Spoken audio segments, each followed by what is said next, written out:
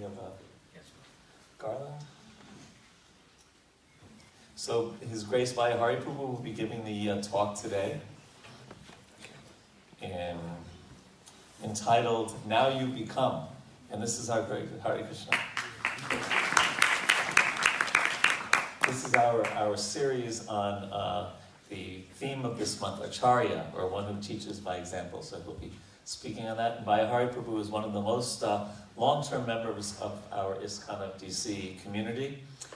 He and his wife and his son Dhruva have been serving here for decades.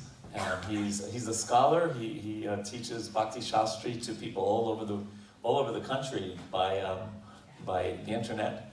And he also happens to work for this small organization called the World Bank. I keep on asking if he could lend us a few bucks from work, but no success yet. So please give a warm welcome to His Grace Bhayahari.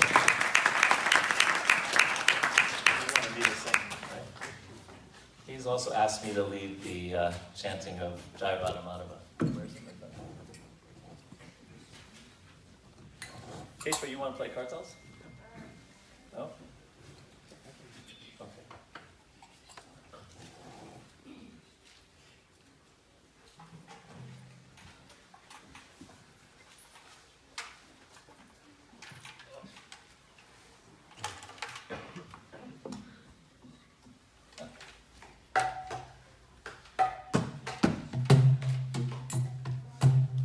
Jaya Radha Madhava Kunja Bihari. Jaya Radha Madhava Kunja Bihari. Gopi Jana Vallabha Girivardhari. Jaya Gopi Jana Vallabha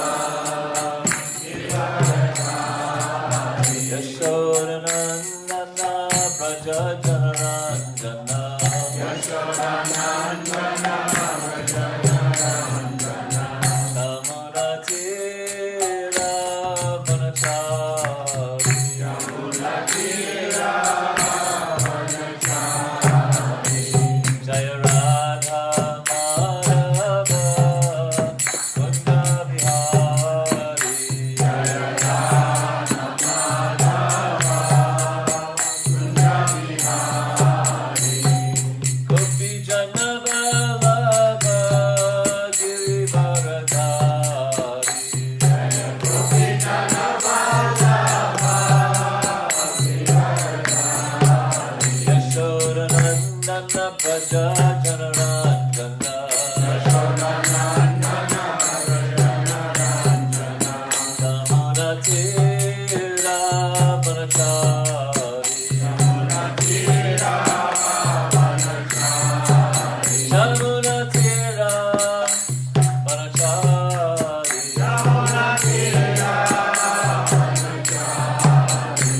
Jaya Radha Madhava Kunja Bihari. Jaya Radha Madhava Kunja Bihari. Gopi Jana Vallabha Girivardhari. Jaya Gopi Jana Vallabha Girivardhari. Yashodanandana Braja Janaranjana. Yashodanandana Braja Janaranjana. Yamunatira Vanachari. Yamunatira Vanachari. Jaya Radha Madhava Kunja Bihari. Jaya Radha Madhava Kunja Bihari.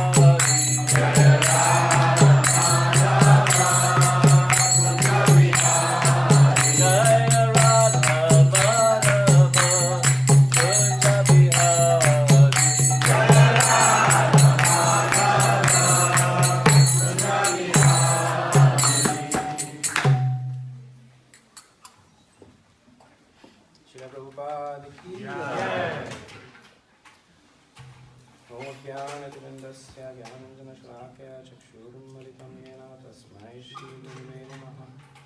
Om Vishnupadaya Krishna Prasthaya Bhutale Srimati Bhaktivedanta Swami Namah Namaste Saraswati Devi Gauravani Pracharane Nirvishesha Shunnavadi Paschatari Visharane Jai Shri Krishna Chaitanya Prabhu Nityananda Shri Advaita Gadadhara Shivasari Guru Bhaktavinda Hare Krishna Krishna Krishna Hare Hare Hare Rama Rama Rama Hare Hare.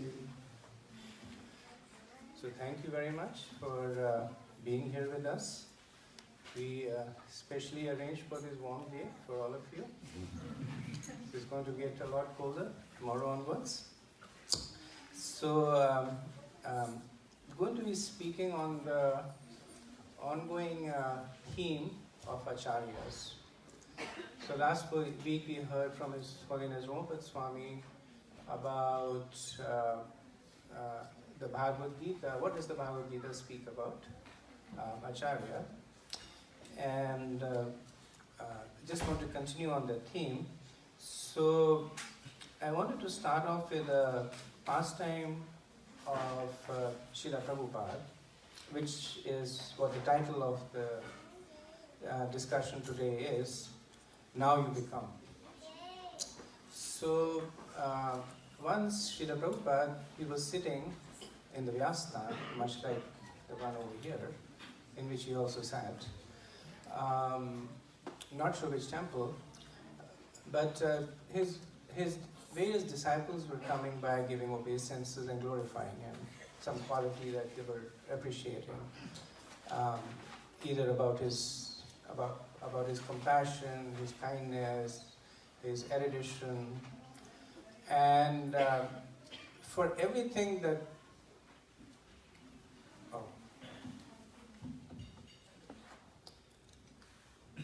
Haribo, better?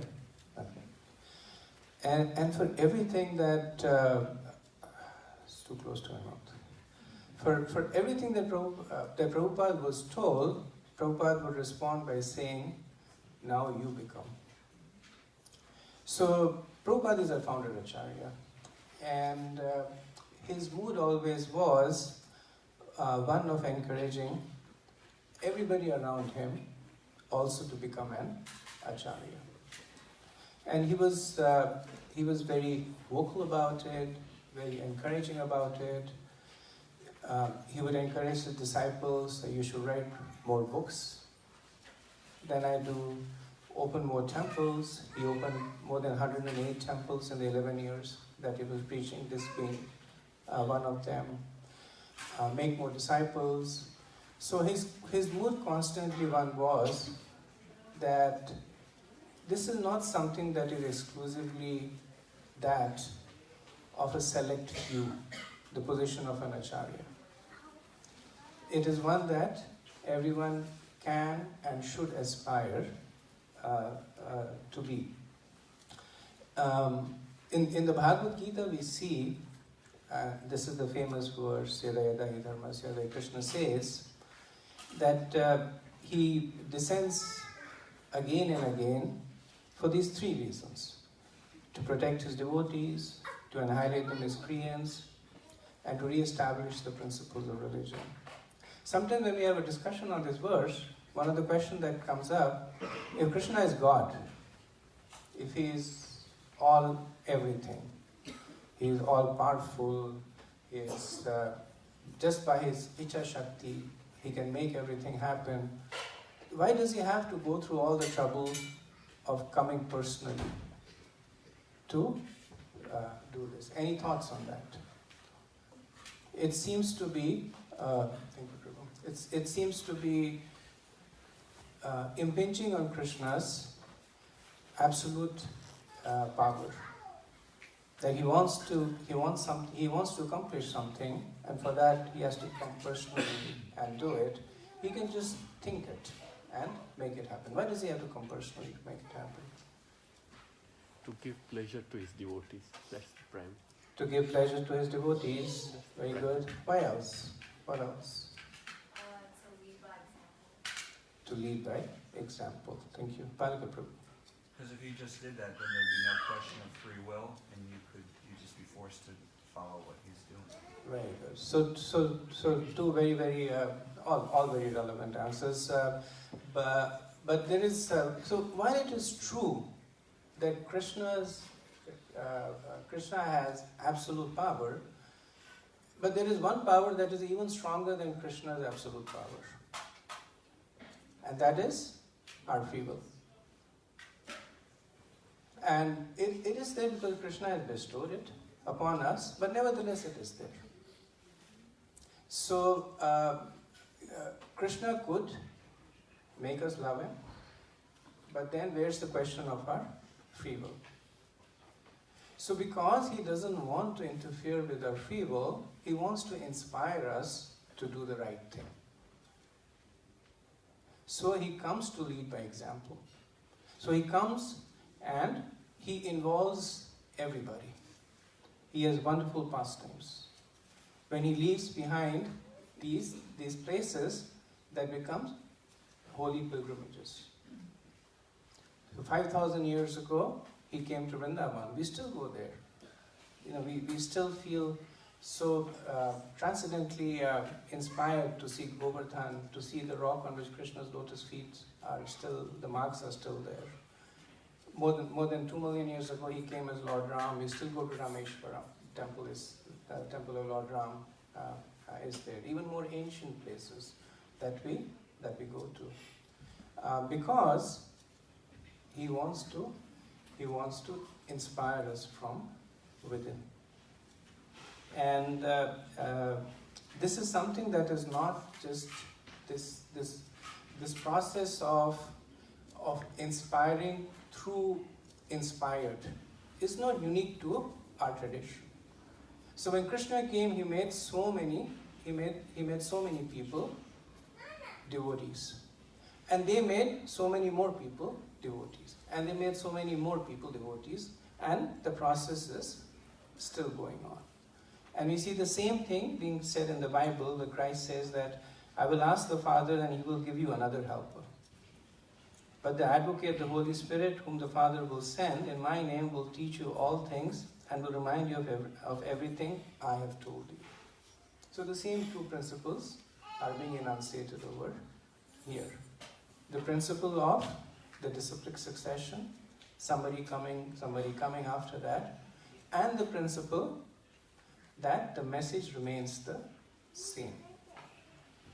So, depending on where you read it from, this is either a Chinese proverb or it is something spoken by Benjamin Franklin, but it's relevant here. It says that, tell me and I will forget, show me and I will remember, involve me and I will understand.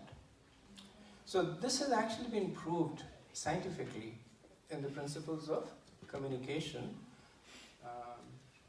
I don't see Gopinath here. But people who study communication as a science, they recognize the fact that oral communication is the weakest form.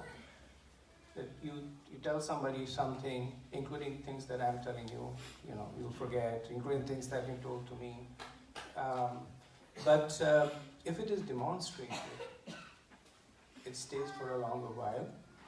But if a person is actually engaged in performing it, then it becomes a part of you. So this is essentially why the acharyas come. The acharyas come to do all three of these. That they come to tell us, they come to show us, and they come to involve us. So they will speak the words that have been spoken. They will demonstrate it by personal example, and they will also create an environment in which everybody can participate and experience it. And in this way, the message becomes a part of us. So, who is an acharya? This is the wiki definition of an acharya. That acharya is a preceptor or an instructor in religious matters. he's the founder of a leader or a sect, a highly learned person, or a title affixed to the names of learned people. And when we think of acharyas, we think of great personalities like these Madhavacharya, Ramanujacharya, Nimbarkacharya, Vishnu Swami. So these are the acharyas of the four prominent Vaishnava Sampradaya that are there. But they are not the only acharyas. The reason they took on this role was to help us become acharyas. So I just want to see by a raise of hand, how many people over here would consider themselves to be acharyas?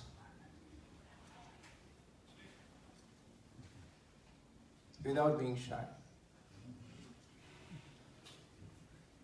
We have one person. Would you like to share with us? Why would you consider yourself to be acharya? Because in my work, I work for a countryman who keeps cows, and I preach to him in a gentle fashion, such that he can understand, but he's not offended. So this is some instruction. Of course, it's not everything, but it does help. Okay, good. Thank you so much for sharing. And the mic's coming.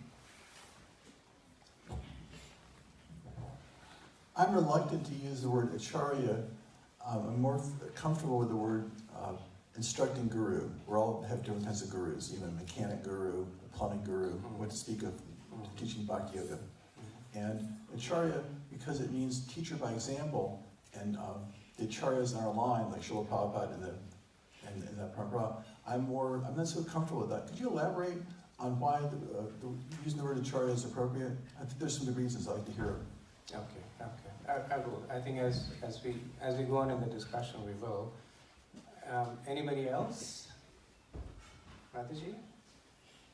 Just wait for the mic. You want to pass the microphone back?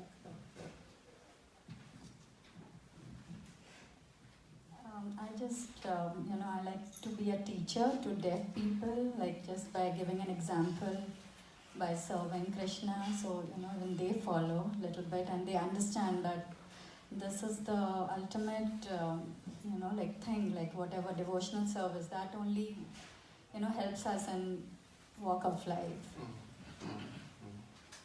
Thank you, Marshall.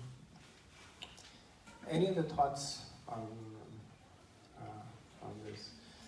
Let's flip the question around and ask you, why would you not consider yourself an acharya? So we heard from Prabhu that the connotations of the term seems to be one who is very exalted, right? I'm paraphrasing, but that's what you were saying. Any other thoughts? Why would you not consider yourself to be an acharya? Well, knowing myself somewhat, don't think of myself as a leader. And number two, even though I think my faith is pretty good, it's only like a faithful bicycle. I can maybe carry myself into heaven, but I don't have any confidence that I have enough faith to take more than myself. That's my reason. Okay, thank you so much. Other thoughts?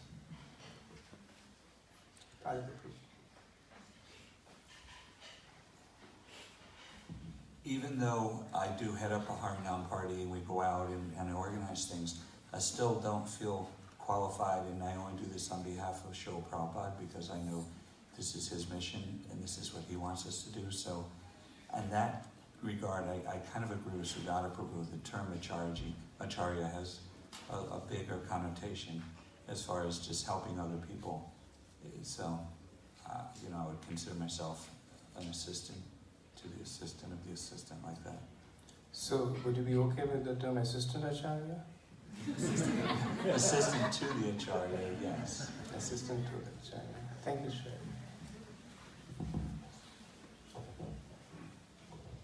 Any other thoughts? Jyoti? I think that's my understanding.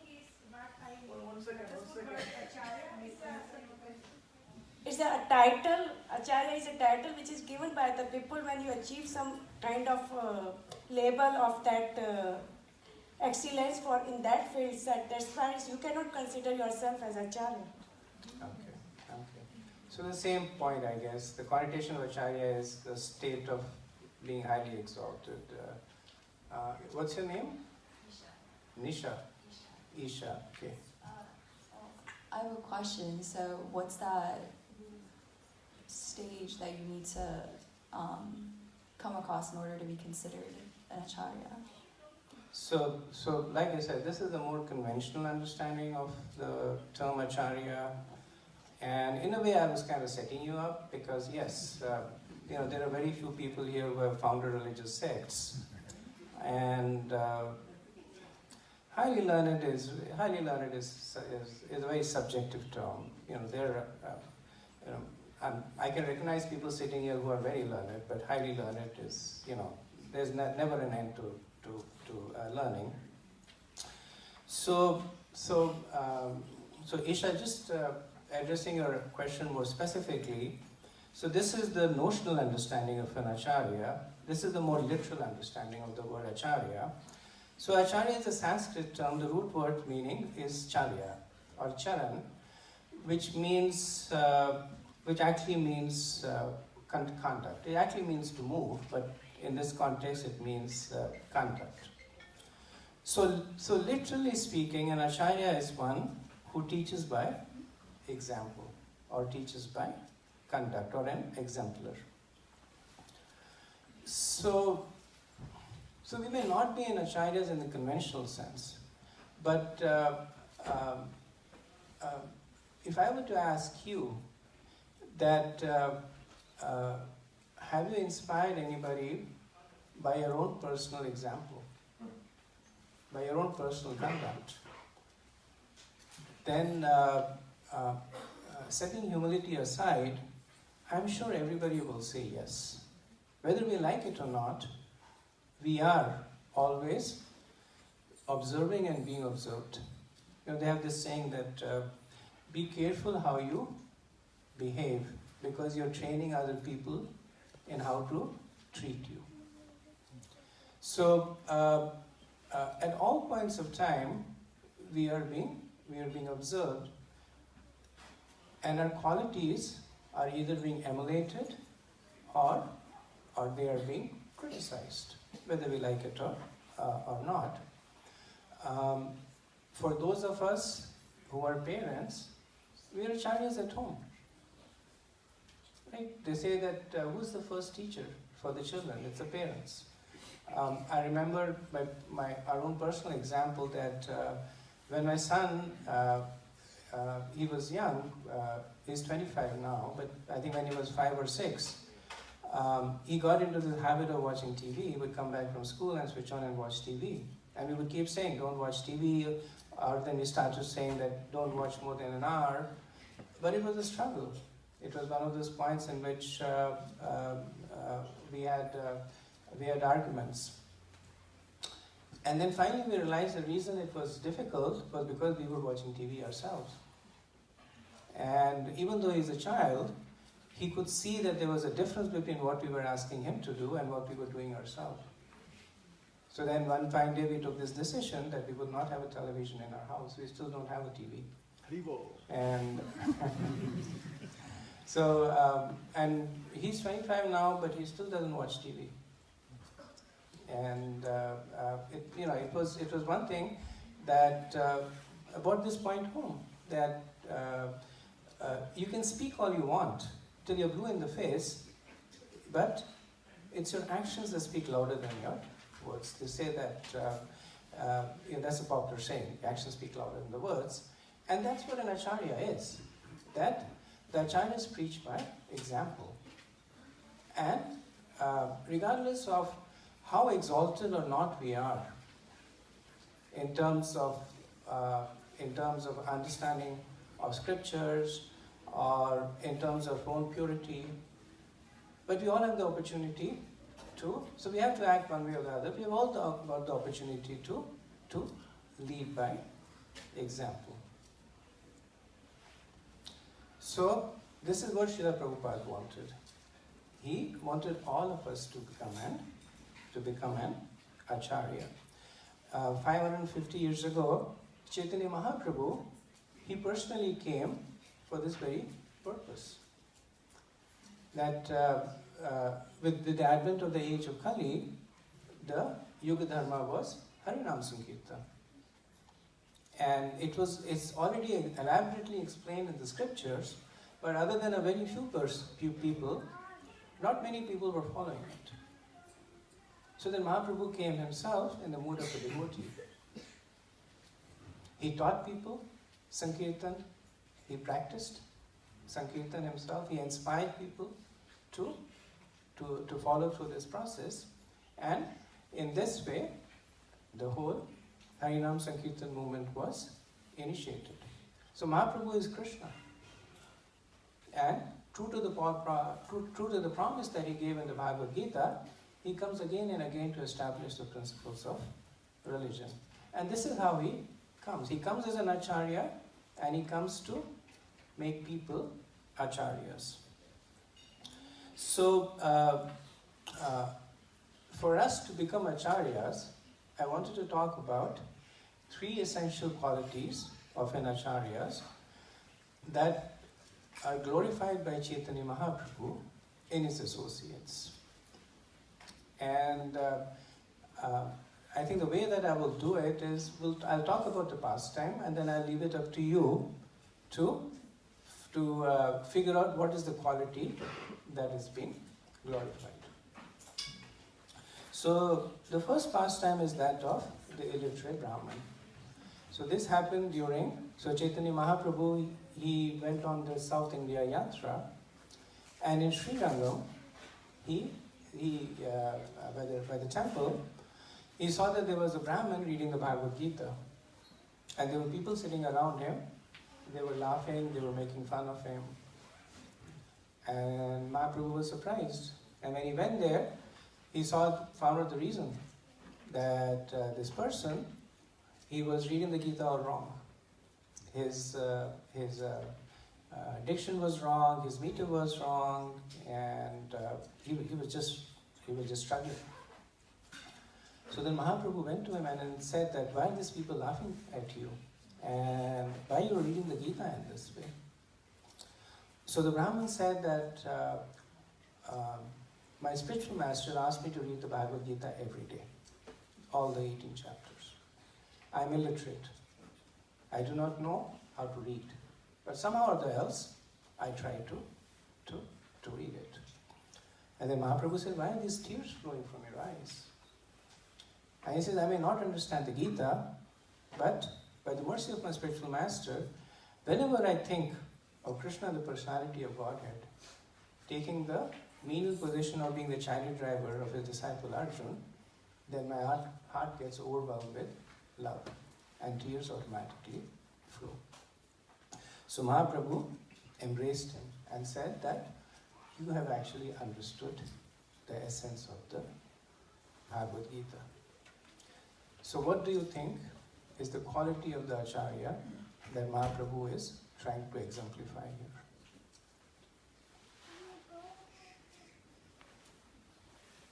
Following the instruction of your spiritual master or the parampara. Following the instructions of the spiritual master or the parampara.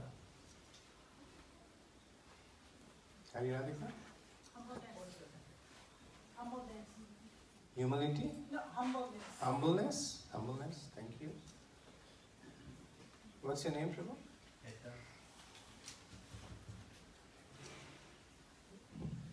Our name is Heta, and I think it means it's okay to make mistakes and learn from other people's mistakes.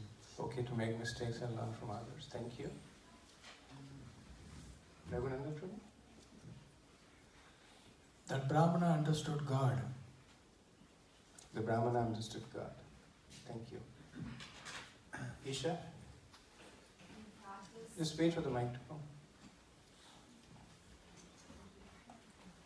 I think it means that when you pray and when you practice a religion, you do it from a place of sincerity. You do it from the heart, not because it's what you're told to do, you do it because you feel it, and that's how you know it's real. A place of sincerity. Yeah. Good. Thank you. I think you had a point. Yeah, there's a mic right behind you. Seema.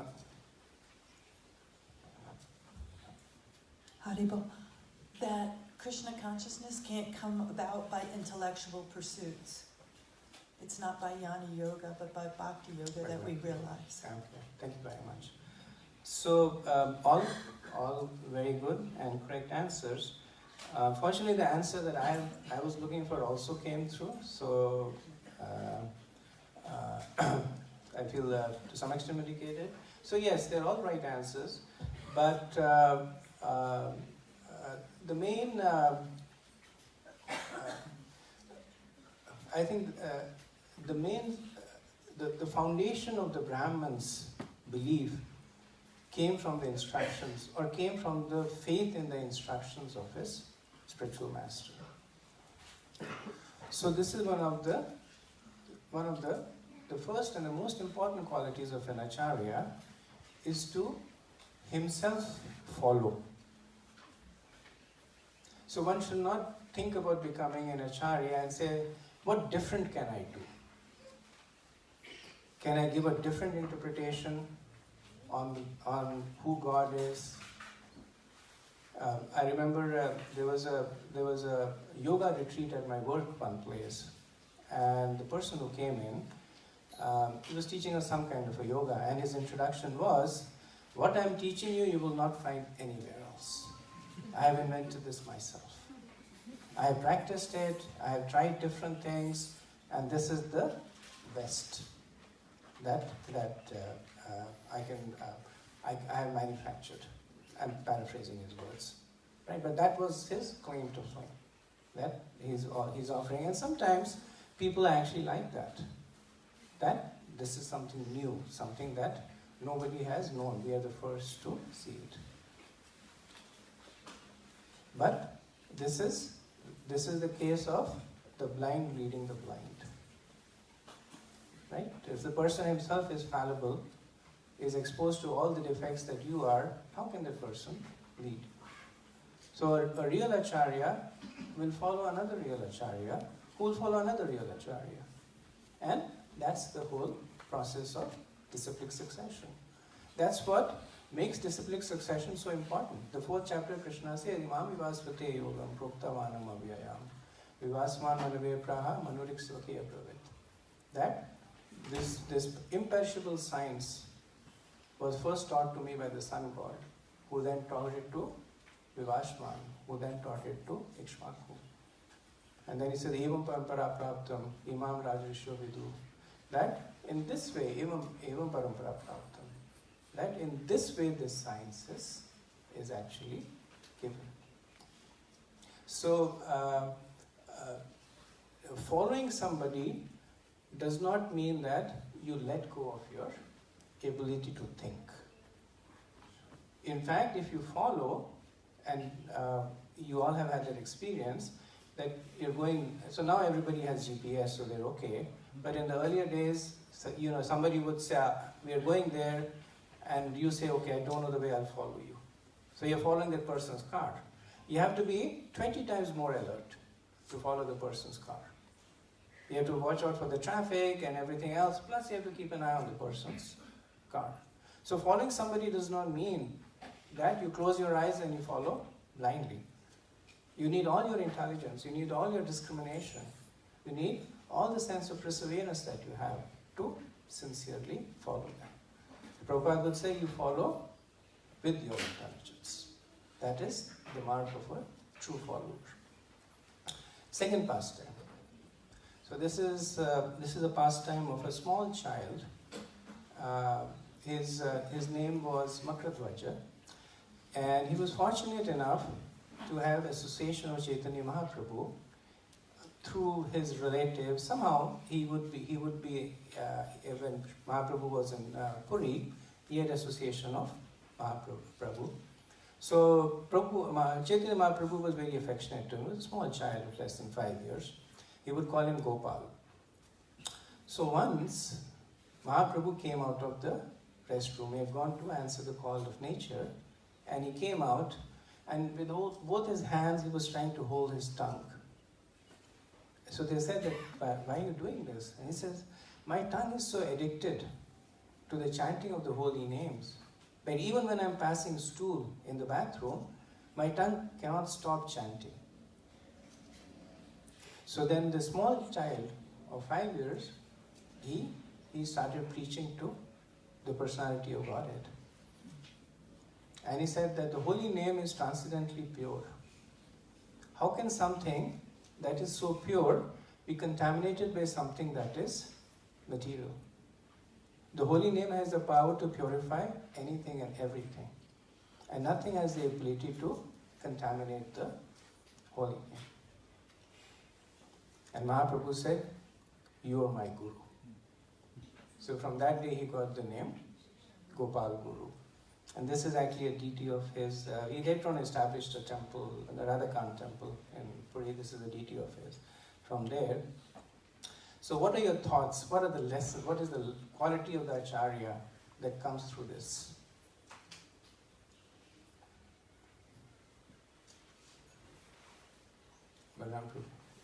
He tries to learn from others, acharyas. So what good thing he's saying. And He's Acharya open tries to open learn. to. Acharya is open to learning from others. Thank you.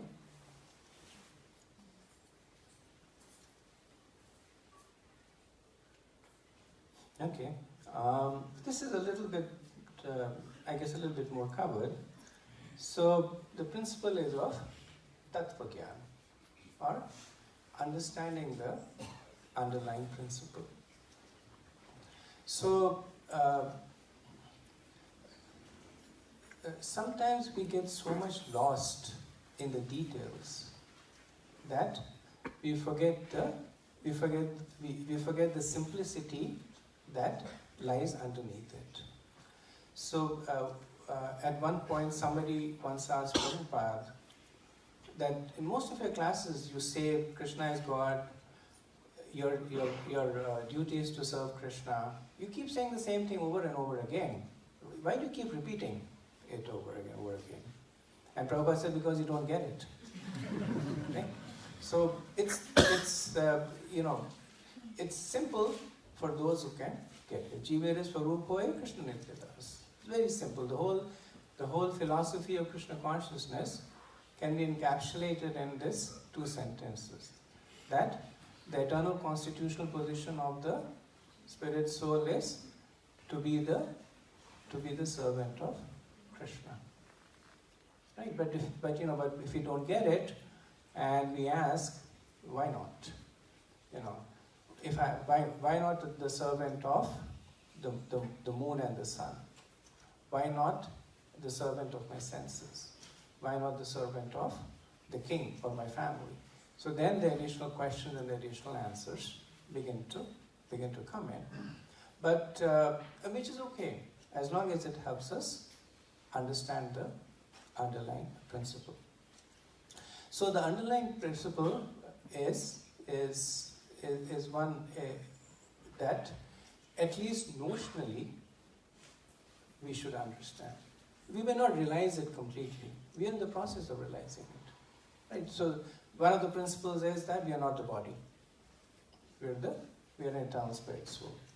So we may not experience that, but at least we may accept it and work towards experiencing it or realizing it. So the underlying principles are so simple that even a child can get it. So it is abundantly explained by Srila Prabhupada. It is explained in the scriptures. What are the underlying principles?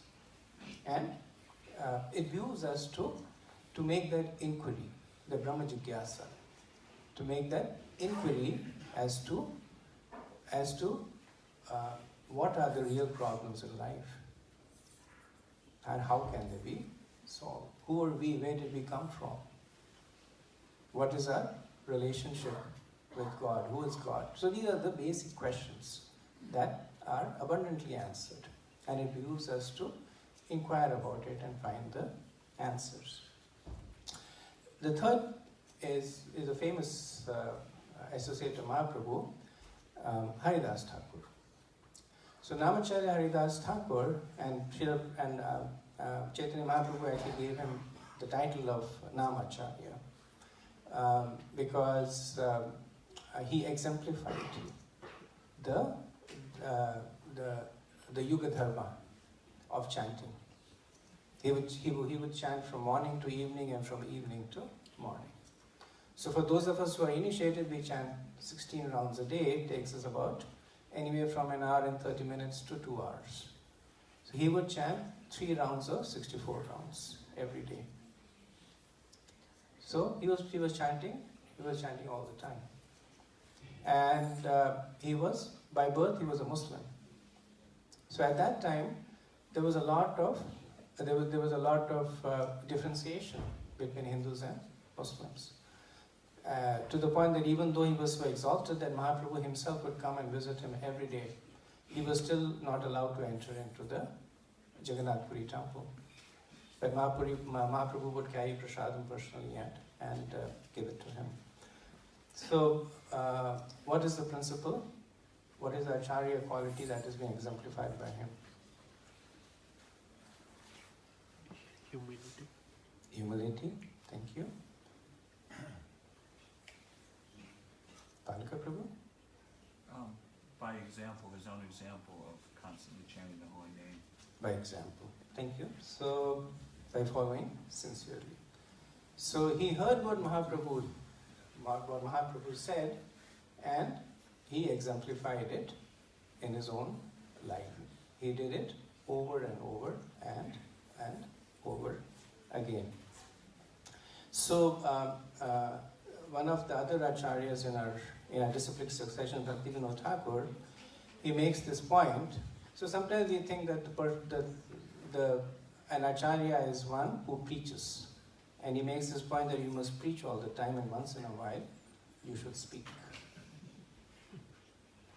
So the point is that we should preach by example.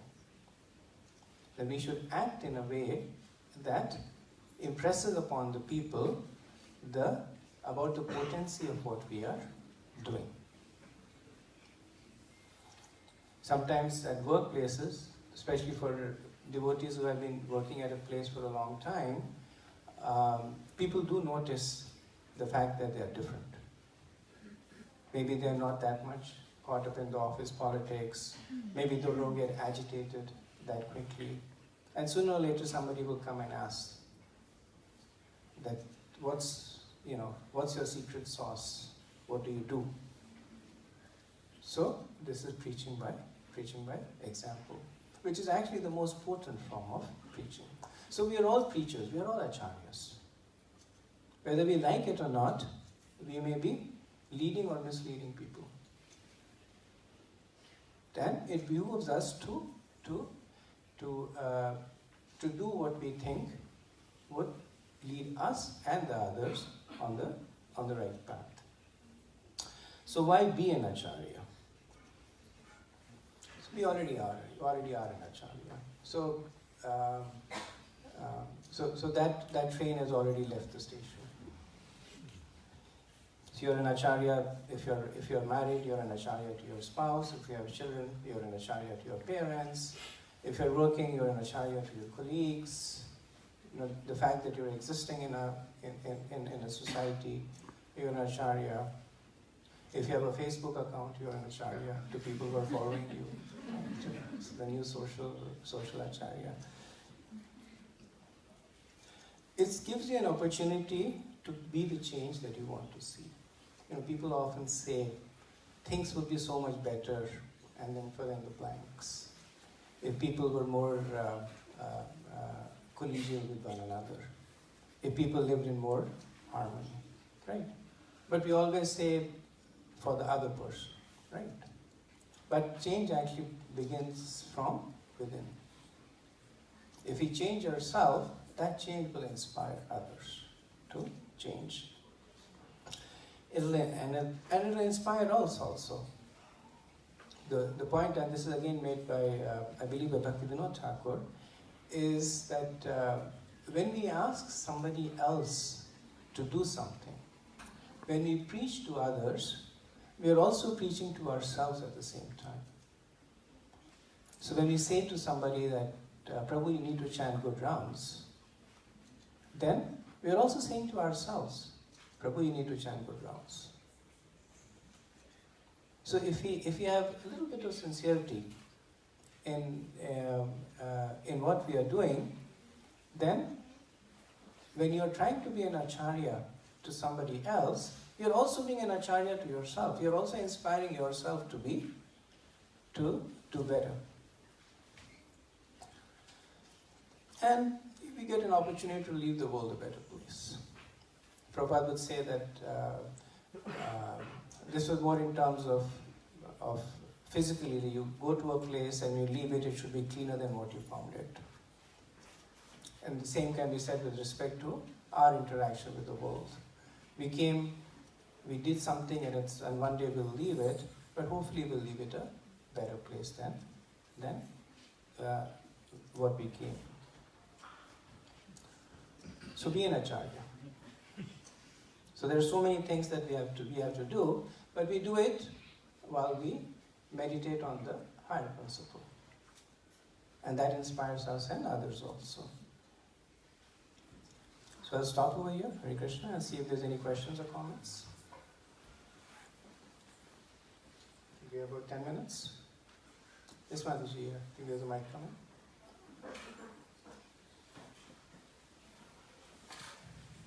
What would you say is the difference between a guru and acharya? So what's the difference between a guru and acharya? So a guru has taken on additional responsibilities. A guru has formally agreed to take on the responsibility of helping others. So whether the person is a Shiksha Guru or a Diksha Guru, consciously the person takes on the responsibility of guiding other people, answering the questions, and helping them. But first and foremost, a guru has to be an acharya. You cannot help somebody else if you yourself are not walking down that path. That helps? Okay, thank you. Isha?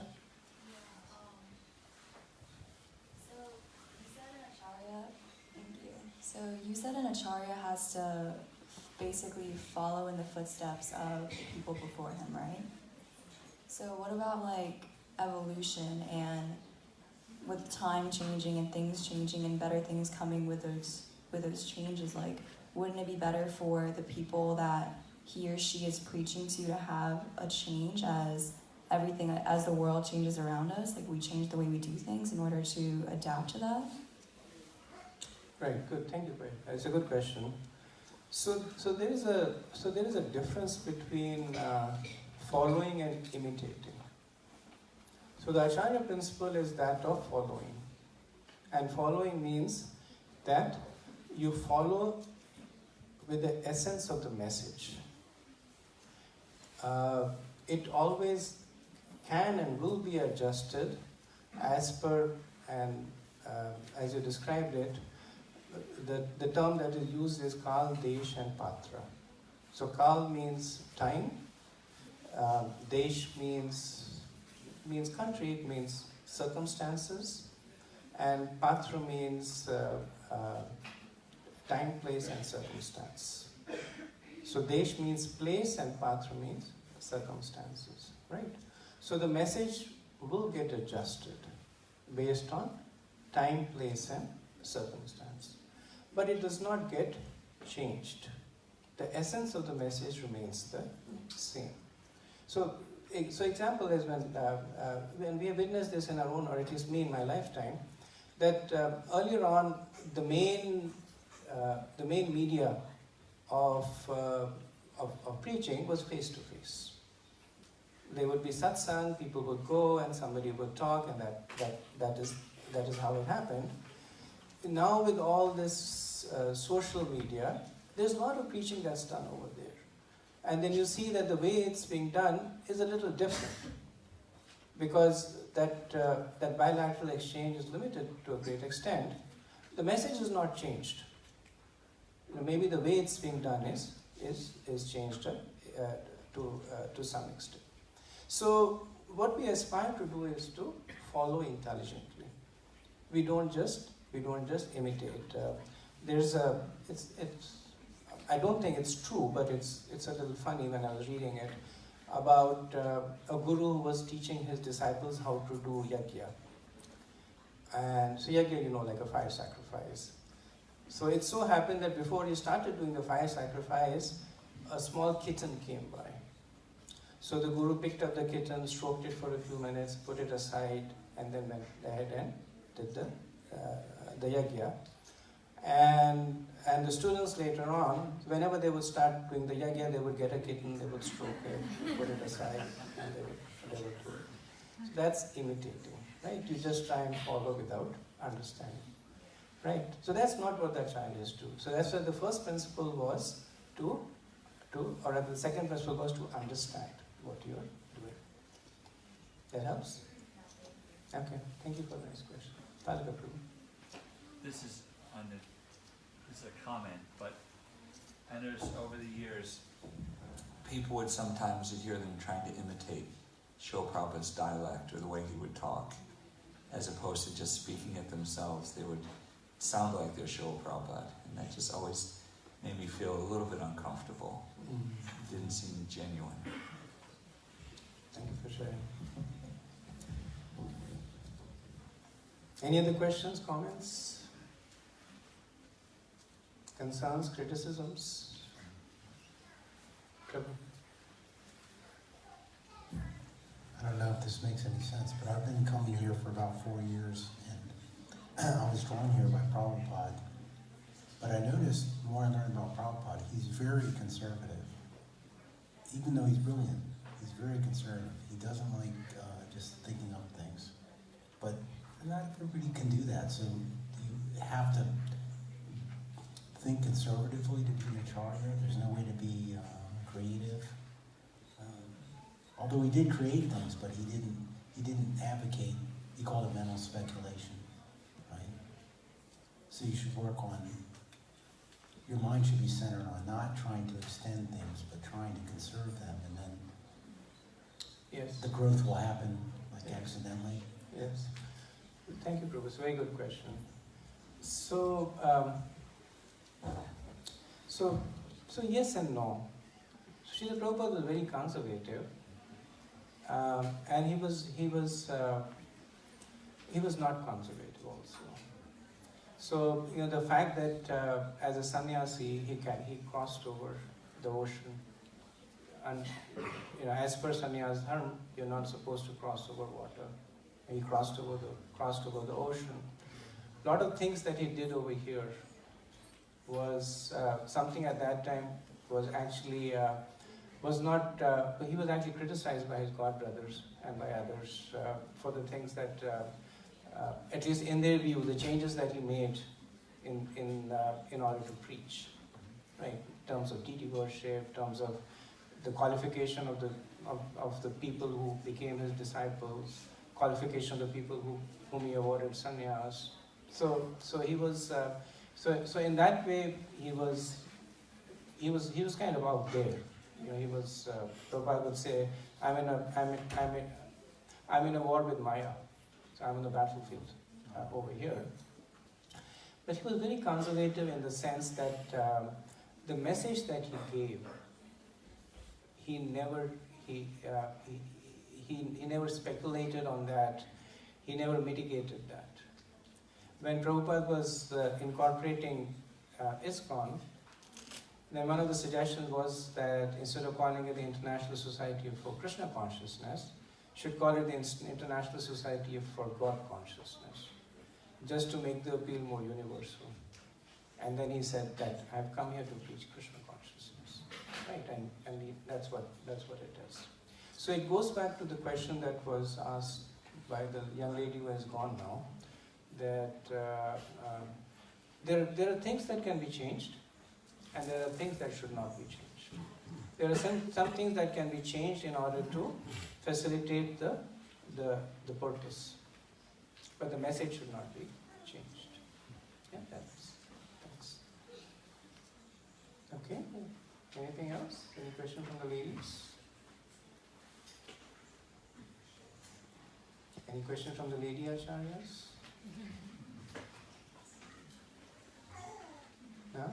Okay, so we are at that time also. We'll stop. Thank you very much for giving me